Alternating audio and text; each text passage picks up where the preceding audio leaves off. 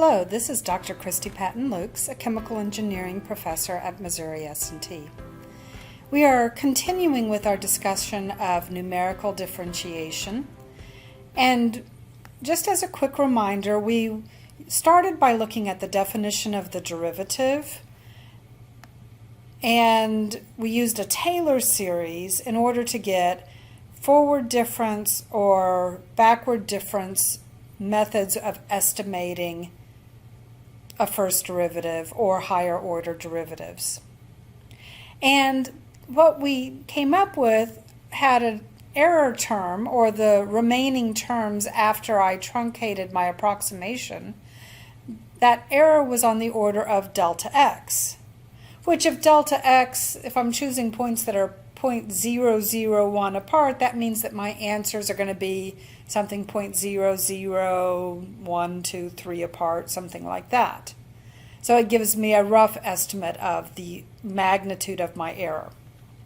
But it's going to be delta x, and so I'm going to have to work with points that are that close together. Sometimes I have a choice, other times I don't. For instance, we'll look at an example later where we look at maybe it was an experiment and your options on delta x are limited. Now, we also shortcutted our notation on this using a subscript I to indicate that we are evaluating the function at the point I for x, and a subscript I plus 1 meaning we were evaluating the function at that point x plus delta x. And therefore we had a delta f notation, and we could use that to shortcut the way we wrote higher order derivatives. Now what I want to do in this lesson is I want to see if there's a way that we can use a similar approach to get a closer estimate. Instead of having error that's on the order of delta x, could we get something that was on order delta x squared? Because again, remember, if I've had to select points that were 0.001 apart, 1/1000th apart, my answer's going to still be on the order of 1,000th or several thousandths apart. If I want to get better than that, I need a different estimating tool. And so we're going to look at one, which is going to be a central difference, not the one we discussed or mentioned last time, but a variation on that.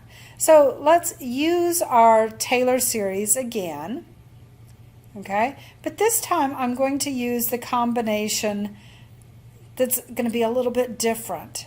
So if I do this for a forward difference, okay, I had all these terms here that I got rid of because I said they were smaller, right?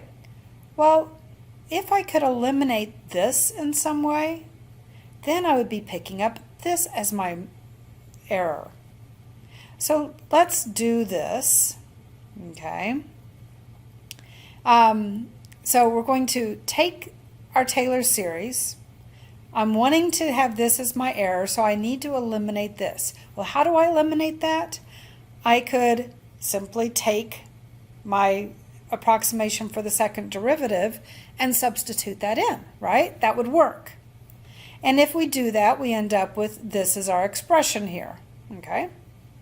And you could go through and pause the video and try the algebra yourself. It's not really all that difficult.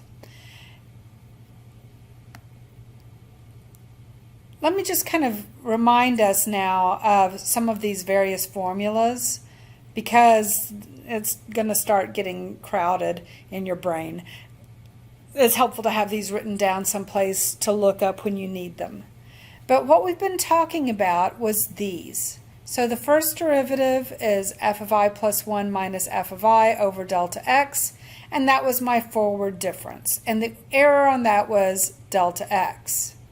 What we just developed was that I would go 2 steps forward in time, plus 4 times 1 step forward in time, minus 3 times my original function, and that divided by 2 delta x, and that gets me an error on order delta x squared. And I can use all of these other formulas, and I can do a similar sort of magic and get order that's going to be one step further. But what I'm having to do is go delta x away and 2 delta x's away. So I'm needing to use 3 points, but if I use 3 points, I can get a much better estimate. Okay? I could also do this using backward differences. Now remember, backward differences simply means that instead of going x plus delta x, I'm doing x minus delta x. And so the formulas look virtually the same, it's just their relationship to the original point is reversed.